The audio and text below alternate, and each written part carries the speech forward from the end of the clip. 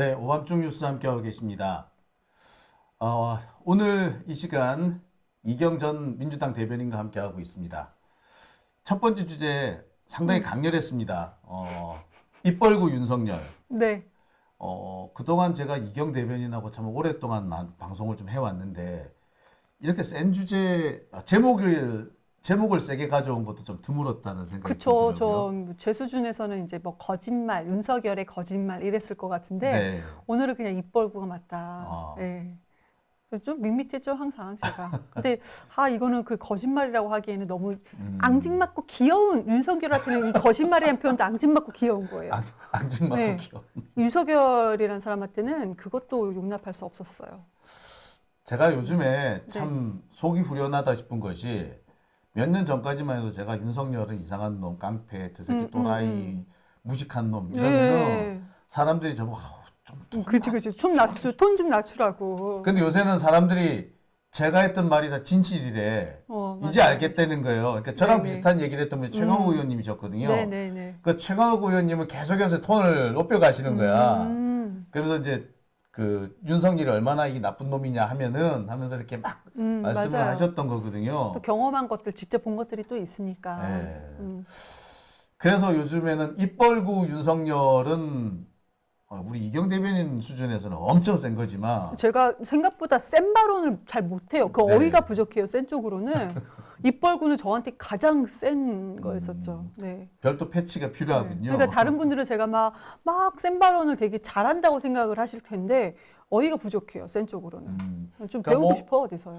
그 발언이 센 게 아니라 표현을 하는데 어떻게 꼭 아프게 꼭꼭질 아픈 데를 잘 찔러요. 예. 저쪽에선 그래요. 눈깔 크게 뜬다고 저쪽 사람들이 저한테는. 눈 크게 뜬다고 뭐라 네, 그래요? 눈- 왜? 쟤는 꼭 저렇게 눈깔이라고 했대요. 눈깔을 크게 뜨고 저렇게. 네. 우리한테 참 시원한 경우가 많았죠. 큰 눈 뭐 어떻게 해요? 그러면 뭐 눈 이렇게 하고 할 수도 없고 눈 큰 걸 어떻게 하라는 거야? 앞으로 이렇게 하고 할게요. 이렇게 감고. 앞으로는 그래야 되겠다. 이렇게 막 비판하고 욕할 때 이러고 비판을 해야 되겠습니다. 알겠습니다. 어떻게 주책 떨어서 죄송합니다. 네. 하다 보니까 너무 주책을 떨었네. 네. 자, 그런데 두 번째 준비하신 주제는 이거 좀 고민됐어요. 고민됐는데 제가 당내 비판을 안 해요. 근데 이거는 해야 되겠어요. 네. 이것도 좀 셉니다.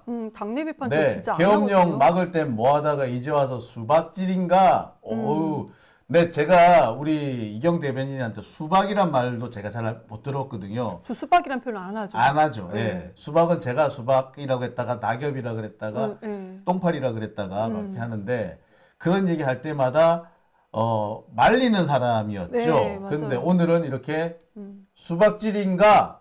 계엄령 막을 때는 뭐 하다가 오늘 제목은 이제 제가 가져온 거네요. 맨날 제목을 지금까지 제가 지어본 적이 없어요. 제가 못했어요. 근데 아무튼 선배도 이제 수박질인가라는 거에서 좀 그랬는데 제가 이 방송을 하기 전에 우리 SNS라든지 뭐 커뮤니티라든지 거기 한번 민주당을 지지하시는 분들의 속마음을 이렇게 다 봤어요. 뭐 딴지일보 들어가서 게시판도 보고 했더니 이 사람들에 대한 수박이라는 표현을 참 많이 하시더라고요. 그러니까 참 김경수 지사가 저런 말을 듣게 된 거에 대해 참 이렇게 안타까워요. 솔직히 개인적으로 안타깝고 왜 저렇게 됐을까 싶기도 한데 이 사람들이 저 말하기 시작한 게 여론조사에서 민주당과 이재명 대표가 여론조사 지지율이 정책이나 아니 국민의힘 올라오는데 여기는 정체나 조금 떨어진 거. 그러고 나서 저런 얘기를 하고 있는 거예요. 너무 못된 거죠. 그리고 지금 저건 채널A예요. 채널A의 기사거리를 본인들이 주는 겁니다. 네. 근데 그 기사거리가 이재명을 까고 현재 민주당을 까는 거예요, 지금. 지금 제일 부각되고 있는 게 김경수 지사인데 치욕을 느끼며 당 떠난 분들에게 사과를 해야 한다. 네. 라고 했고 SNS 본인의 페이스북에 그렇게 올렸습니다. 저도 봤어요. 보면서 네. 되게 이제 너무 충격적이라서 손이 약간 부들부들 떨릴 정도였고 네.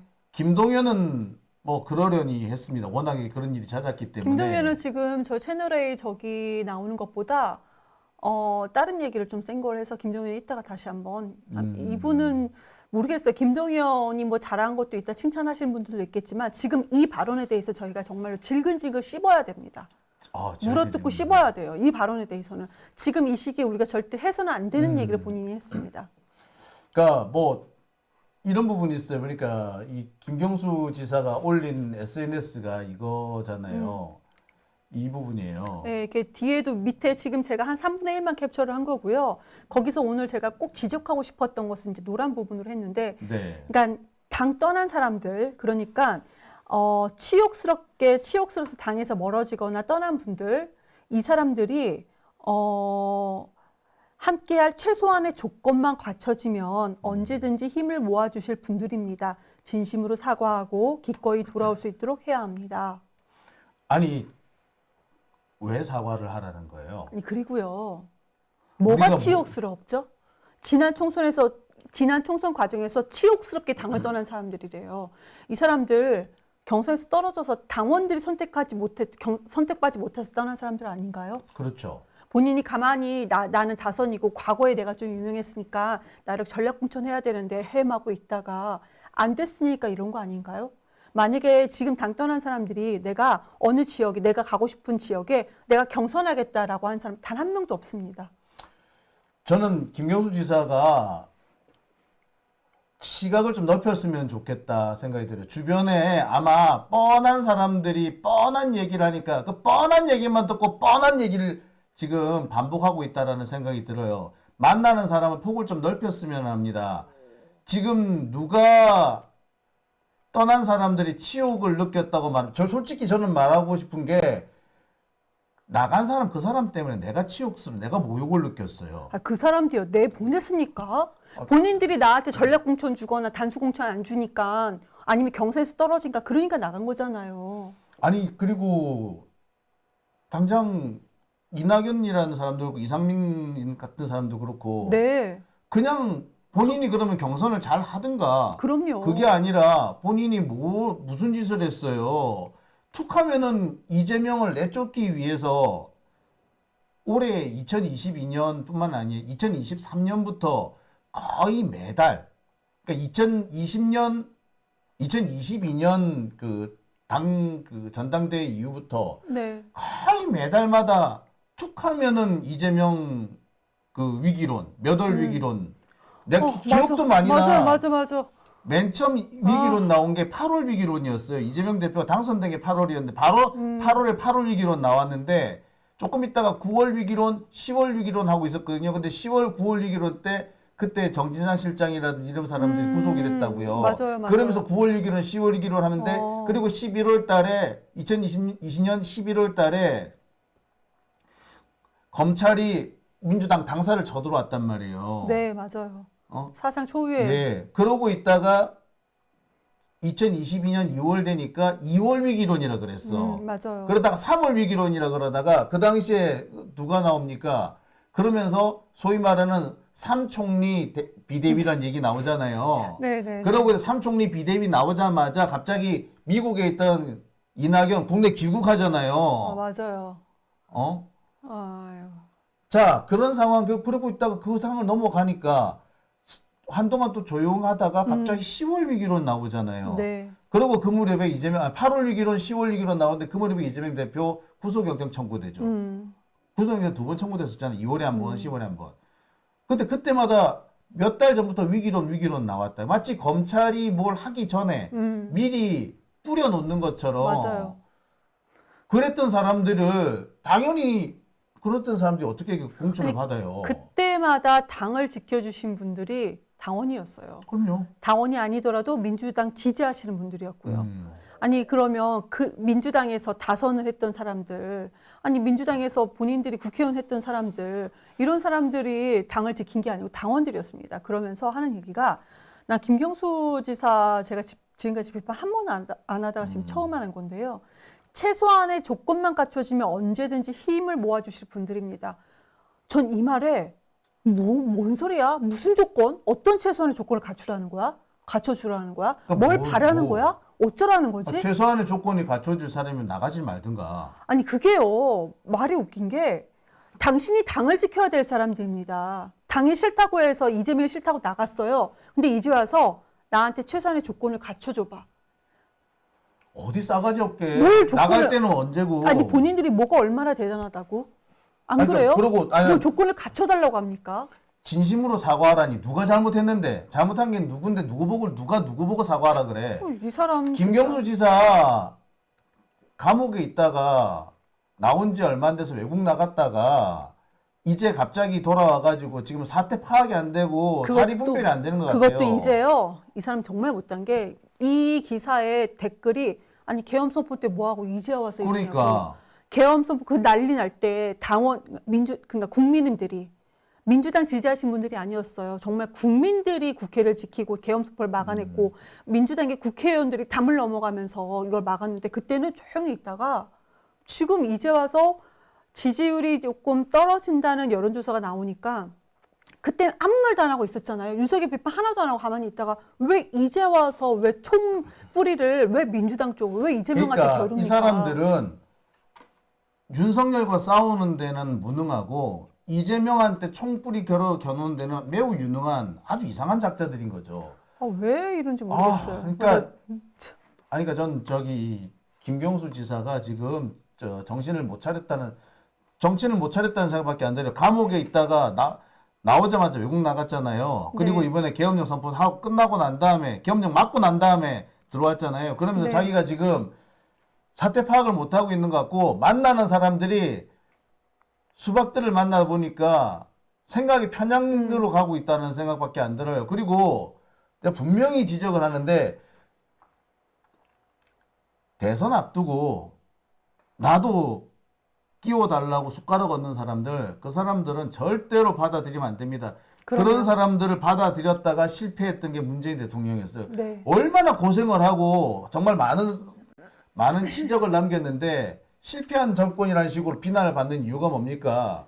쓸데없이 영입해서는 안 되는 사람들을 영입했기 때문 아니에요. 대표적으로 이낙연 같은 사람이나 김현미 같은 사람이나 유은혜 같은 사람들 우리 꼭꼭 집어낼 수 있지 않습니까? 그런 사람들은 원래 이 사람이 친문도 아니고 친노도 아니었어요. 오히려 노무현 문재인 욕하던 사람들이었어. 근데 그 사람들 당시 그 문재인 대통령 당선될 무렵에 또는 문재인 대통령이 그 당대표할 무렵에 뭐라고 나왔느냐. 친노 순혈주의로 가면 안 된다는 식으로 해가지고 사실 그동안 노무현 욕하고 노무현 뒷담화 까던 사람들 다 받아들인 거예요. 그 사람들이 결국에 뭐가 되느냐? 지금 수박이 된 거란 말이에요. 그런데 지금 김경수 지사는 제정신이 본인이 어떻게 해서 그 자리까지 감옥에 가게 되는지 되짚어보라고요. 드루킹 같은 놈들이 누구랑 친했는지 몰라? 드루킹이 원래 뿌리가 어딘데? 이낙연? 그럼요. 아유. 아유 진짜 참 정말 붓대 올리네 진짜. 아니 근데 당 떠난 사람들이 뭐 박용진, 종천 이런 사람들도 포함되어 있잖아요. 이 사람들한테 우리가 사과해야 됩니까 지금? 박용진 최근에 보면 이재명 극일 체제만 극복되면 대선 승리 따놓은 당상일까? 아니 이재명 일극 체제만 극복되면 대선 승리 따놓은 당상일까? 이런 식으로 그냥 헛소리하고 있어요. 이 사람은 제가 이제 이 박용진 올라온 걸 제가 봤거든요. 보는데 이 사람이 이 민주당 이번 탄핵 사태만 마무리되면 민주당 집권하겠냐, 이재명 일극 체제만 극복되면은 대선이 승리하느냐, 뭐 이렇게 그러면 쭉쭉쭉쭉 하면서 계엄 때 뭐 하고 이제 와서 이렇게 떠들고 그러니까. 있냐고요. 송영길 대표 같은 사람은요 계엄 터졌던 네. 그날 국회에 들어왔었어. 내가 맞아요. 만났잖아. 근데 지는 이때 뭐 하고 있는 그러니까요. 뭐 하고 있다가 박이 터지게 싸워야 되지 않습니까? 조홍천 뭐라고 하는지 알아요? 윤석방하고 경찰이 다시 수사해야 된다. 미친놈이야 이 사람. 뭐 이런 사람들한테 사과하고 이런 사람들 받아들이라고. 이 사람들 당 떠난 사람들이에요. 당 민주당 욕하고 이재명 욕하고 떠난 사람들이죠. 네? 이런 이런 사람들 사람들 사과하라고요? 받아들이래? 그것도 막 사과하라고요? 아니 무슨 윤석열 석방하고 경찰이 다시 수사해야 된다? 언론뿐만 아니고 국민들이 다 봤습니다. 그런데 경찰이 뭐 조홍천은 무슨 헛소리입니까? 이게 이런 식으로 하려면 지금 우리나라에 구속돼 있는 피의자 다 석방해야 돼요. 제일 억울한 사람은 솔직히 정경심 교수야. 정경심 교수 같은 경우에 사실 지금 따지면 그다 위수증이에요, 전부 다. 위수증이 되었어야 할 것도 위수증이 안 되는 그런 황당한 상황이었는데 뭐 이제 와서 왜 아유, 그러니까 어떤 분이 그런 얘기를 하시더라고요. 사람은 고쳐 쓰는 게 아니라고, 정치 검사는 고쳐 쓰는 게 아니라고. 정치 검사는 정치 검사일 뿐, 절대로 인간이 바뀌지 않는다. 그래서 왜 근데 그 당시 이런 정치 검사를 우리가 끌어다 써야 했느냐? 그때 나왔던 주장이 뭐였느냐면은 친노 순혈주의로 가면 안 된다. 반박근혜의 그 빅텐트를 만들어야 하는데 그러기 위해서는 조홍천 같은 사람도 받아들여라 이런 식이 됐던 거예요 그때도. 그 결과 지금 조홍천, 윤석열 무슨? 그러니까 지금 이렇게 된 거 아닙니까? 근데 그와 똑같은 논리가 지금 또 만들어지려고 하는 거야. 그러면서 이재명 보고 야 1극 체제 안 돼. 다극 체제를 해야 되니까 다 받아들여. 개뿔 같은 소리 하고 있는데 그때도 똑같이 얘기해서 문재인 1극 체제는 안 된다라고 그때도 그랬어요. 그때는 얘기하셨던 분이 누구였느냐? 박지원이었죠. 박지원 안철수였죠. 지금은 또 조금 얘기가 다릅니다만 박지원 그분 되게 여우 같으신 분이죠.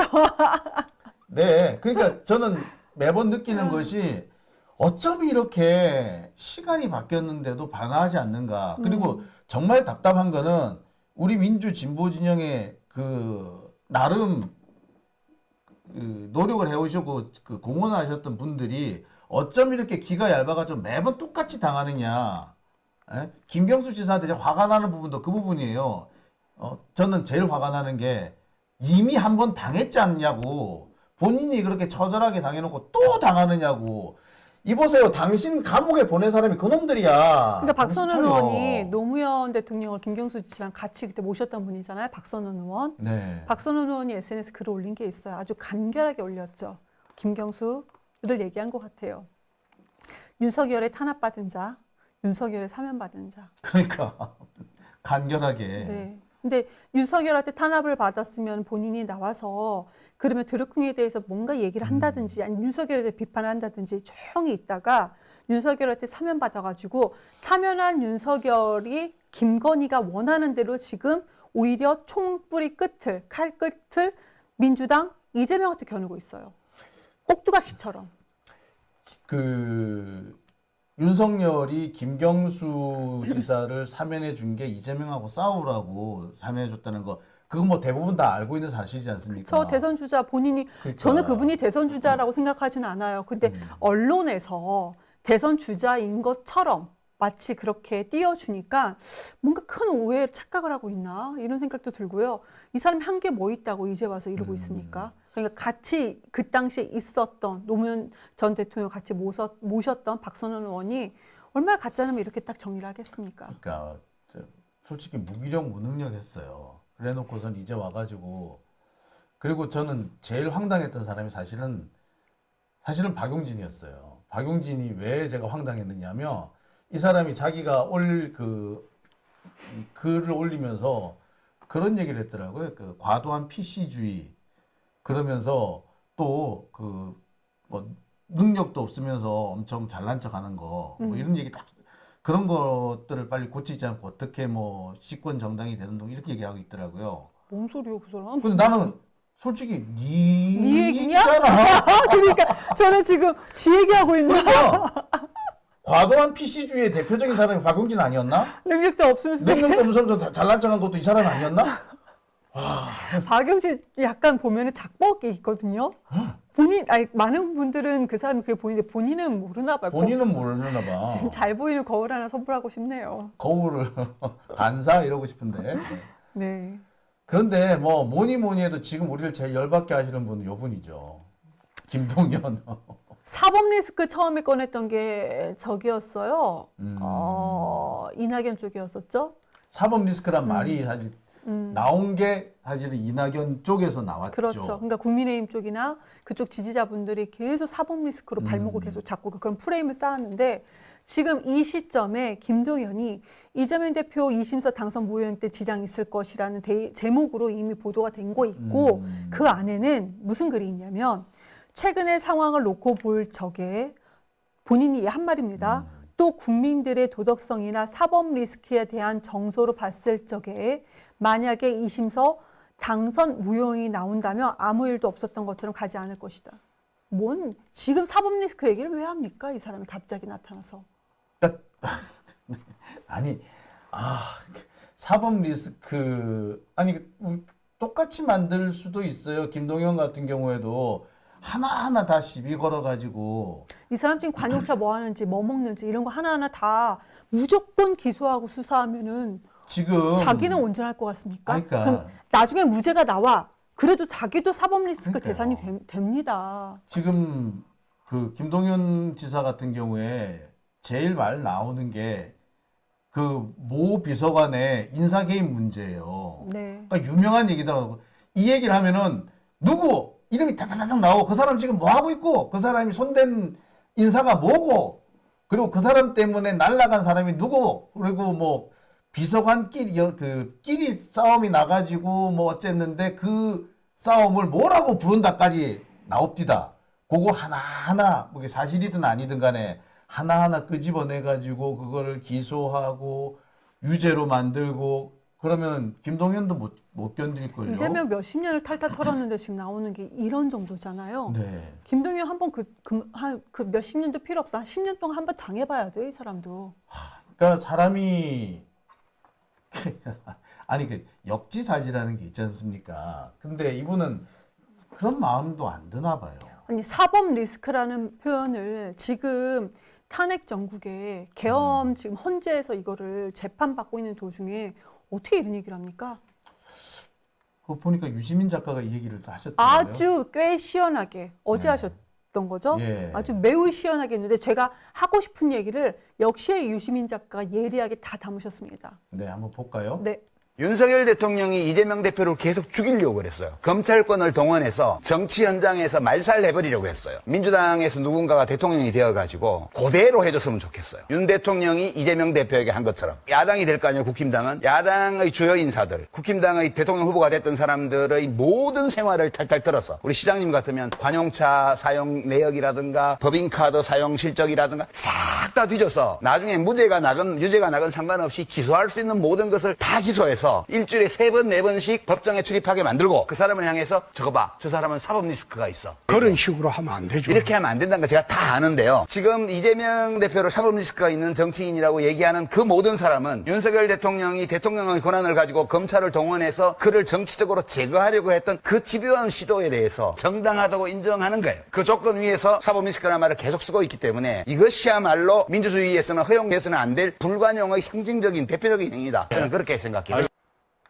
아우 시원하네. 네. 아니, 그러니까 저 얘기를 우리가 사실 다른 사람이 아니라 김동연이나 또는 우리 김경수나 이런 분들한테서 들어야 될 얘기 아닌가요? 근데 왜 이런 분들이 더 강조를 하고 있으면서 그러면서 다른 사람 받아들이라고 아니 솔직히 거꾸로 한번 물어볼게. 박광훈인가 그 사람은 내가 한 비판도 못 받아가지고 고소했대. 나 지금 재판받고 있거든? 그런 사람들 가가지고 뭐 받아들이라고? 일극체제는 안 되니 치욕을 느끼고 다 나간 사람들 다시 불러들여야 되네. 그걸 박광훈한테 가가지고 해야 되겠어? 아, 나 진짜. 그러니까 그 사법 리스크라는 것이 윤석열 정권이 들어서면서 이재명 대표도 과거에 한 20년 전에 있었던 것을 다시 그러니까요. 한번 지금 막 다 고소하고 기소하고 고발하고 이렇게 된 거잖아요. 그러니까 그러면 지금 유시민 장관 말처럼 그러면 윤석열이 했던 그 행위가 정당하다는 전제하에 사법 리스크를 표현을 했잖아요. 그러면 김동연도 마찬가지로 똑같이 당해봐야 됩니다. 그러니까. 똑같이 그냥 3일, 일주일에 3, 4일씩 재판장 가보고 나중에 무죄 나와도 상관없어요. 그러니까 무죄 나도 근데 상관없어. 어. 그냥 무조건 막 재판 몇십 개씩 하면서 변호사하고 나중에 돈 없어갖고 국선 변호사 쓰고 그러면서 계속 재판을 받고 나중에 무죄 나와도 이 사람은 사법 리스크 자체로 난도질을 한번 당해봐야지 이런 말 안 합니다. 지금 민주당에서요. 우선은 탄핵 정국이잖아요. 탄핵을 먼저 해결하고 난 다음에 다음에 뭐 비판을 하든 하면 좋은데 그래도 비판할 때 하지 말아야 될 용어가 사법 리스크입니다. 그러니까요. 근데 이 사람은 전 솔직히 이 정도까지는 이 사람이 정말 자격 없는 사람이라 생각하진 않았어요. 그런데 이번에 사법 리스크 얘기하는 거 보고 이 사람은요, 민주당에서는 퇴출당해야 되는 거고 본인이 무슨 대선 후보라고 생각을 하는 것 같아요. 절대 그렇게 돼서는 안 되는 사람. 그러니까 저는 일극체제란 말도 되게 불쾌한 것이 그동안 싸우는 사람이 누가 있냐고. 그리고 지금까지 윤석열하고 맞서 싸운 사람들은 다 법원을 들락거려야 됐어요. 검찰청 들락거려야 됐고. 그럼요. 그들 말만 따나 사법 리스크에 시달려야 했다고요. 솔직히 지금까지 사법 리스크 없는 사람들은 윤석열하고 안 안 싸운 싸웠다라는 얘기인 거예요. 안 싸운 사람, 조금 그럼요. 말하다가 빠진 사람들. 그러니까 그런 사람들인데 이제 와가지고 일극체제 운운한다는 것 자체가 우스운 얘기죠. 김동연도 말이에요. 일그체제 얘기한 사람이 이제 그 박용진인데 네. 김동연도 그럼 윤석열하고 뭐 대차게 한번 싸워봤습니까? 그런 거 하나도 안 했잖아요. 아니 어떻게 민주당 소속의 그것도 경기도 광역단체장인데 윤석열을 대해서 그렇게 심하게 비판한 적이 없어요. 오로지 이재명만 까고 있습니다. 정말 자격 없는 인간입니다. 그 김동연이 거기 경기도지사 당선되는데 이재명 대표가 상당히 많은 지원을 했던 걸 뭐 세상이 다 알고 있는데 본인이 무슨 그때 당시에 뭐 본인이 그렇게 뭐 협상할 수밖에 없었다라는 식으로 얘기를 하고 있어요. 그리고 무슨 저는 김정일 잘하는 거 모르겠어요. 뭘 잘하는지 모르겠고요. 본인이 스레드에서 무슨 반말 서로 주고받는 그 정도? 그거밖에 없는 것 같아요, 솔직히. 참 안타깝기도 하고 분노가 일기도 하고요. 아니 그때 이재명 대표가 경기도지사였을 때 많은 사람들이 난 경기도민이다. 넌 서울 사니? 이런 식으로 경기도민에 대한 자부심이 있었는데 지금 있습니까? 전혀 없어요. 이 사람의 행정을 잘하는지 못하는지는 지 입으로 얘기하는 것이 아니고 거기 사시는 분들이 직접 얘기를 해야 되는데 없습니다. 그러니까 이재명 대표 같은 경우는 어디에 무슨 일로 가더라도 솔루션을 금방 그 자리에서 탁탁탁 만들어내더라고요. 그럼요. 예, 그거 보셨잖아요. 우리가 깜짝깜짝 놀라는 거. 특별한 뭔가를 하는 게 아니라 이미 있는 자원을 가장 효율적으로 쓸 수 있는 방법들, 그리고 그 자원들을 효율적으로 동원할 수 있는 그런 수단들을 특별하진 않는데 그걸 다 그때그때 가져온단 말이에요. 근데 김동연은 그렇게 했다는 걸 제가 들어본 바가 없어요. 김동연 기사 되는 거 이제 본인도 아는 거죠. 사법 리스크 이런 거나 얘기할 때나 기사가 그러니까 경기도에 있는 언론 말고 이제 서울권에서도 받아주는 걸 알고 이런 식으로 얘기하는 건 아니겠습니까? 이게 버릇이 된 거죠, 이게 재미를 들린 거예요. 지금 이 전국의 사법 리스크를 얘기합니까? 진짜 제가 김동연 사법 리스크 말하기 전까지는 이렇게까지 비난하고 이렇게까지 진짜 쓸모없는 인간이라고 생각 안 했는데요. 지금 사법 리스크 얘기하는 거는 아니 그쪽이 만든 프레임이잖아요. 그렇죠. 그대로 똑같이 어떻게 경기도지사가 그것도 민주당 소속의 경기도지사가 지금 이 전국에 이런 얘기를 합니까? 있을 수 없는 일입니다.